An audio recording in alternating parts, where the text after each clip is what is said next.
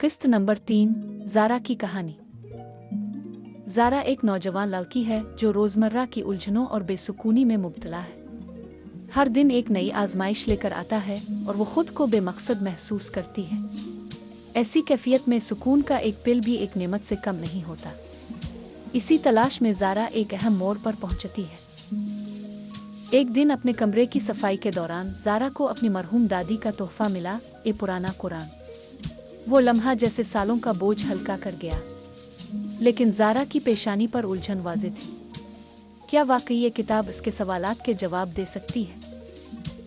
ज़ारा किताब को देखती रही। इसकी हैरत गहरे सवालात को जन्म दे रही थी। क्या वो इस किताब को समझ पाएगी? क्या ये कोई फ़ायदा देगी? कई दिन गुजर गए, लेकिन किताब वहीं रखी रही। ज़ारा अपने अंदरूनी खौफ और हिचकिचाहट से लड़ रही थी। बिलाखिर एक शाम उसने हिम्मत करते हुए कुरान का पहला सफ़हा खोला। वो चंद आयत पढ़कर रुक गई। न कोई बड़ी तब्दीली महसूस हुई, न ही फौरी जवाब मिला, मगर दिल के किसी कोने में फीकी सी तस्कीन का एहसास ज़रूर हुआ। वो छोटा लम्हा ज़ारा की ज़िंदगी में बेहद अहम साबित हुआ। इस मामूली से तजुर्बे ने इसके अंदर सवालात और जुस्तजू पैदा की। ये तस्कीन क्या थी? कुरान की बाकी आयत में क्या पोशीदा है? क्या ये वाकई सुकून का ज़रिया बन सकता है? ज़ारा ने तहैया किया कि वो मज़ीद पढ़ने की कोशिश करेगी। जैसे जैसे वो आयत में गहराई तक जाती, इसे समझ आने लगा कि ये किताब सिर्फ अल्फाज का मजमुआ नहीं, बल्कि एक रहनुमाई है।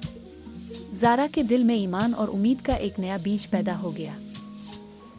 इस सफ़र ने ज़ारा को सिर्फ कुरान पढ़ने तक महदूद नहीं रखा।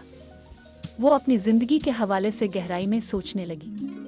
ज़ारा ने महसूस किया कि दादी का तोहफा एक इत्तेफाक नहीं था, बल्कि एक पैगाम था। ये छोटा सा अमल जो एक पुरानी किताब को खोलने से शुरू हुआ, ज़ारा को एक मजबूत बुनियाद फराहम कर रहा था। वो रूहानी सुकून और अंदरूनी खुशी की तरफ बढ़ने लगी। ज़ारा ने जाना कि कभी कभी ज़िंदगी में जवाब ढूंढने की पहली शर्त सवाल करने की हिम्मत करना होता है। ज़ारा की कहानी हमें ये पैगाम देती है कि एक छोटा सा कदम बड़ी तब्दीली का बाइस बन सकता है। हम सब के पास कोई ना कोई यादगार चीज़ होती है जो हमें ज़िंदगी की असल हकीकत के करीब ले जा सकती है। सवाल ये है कि क्या अब भी वो कदम उठाने के लिए तैयार है? आज ही अपना वक्त निकालिए, अपने दिल की बात सुने और रूहानी सुकून की तरफ पहला कदम बढ़ाएं। शायद वही पहला कदम आपके लिए भी एक उम्मीद की किरण हो।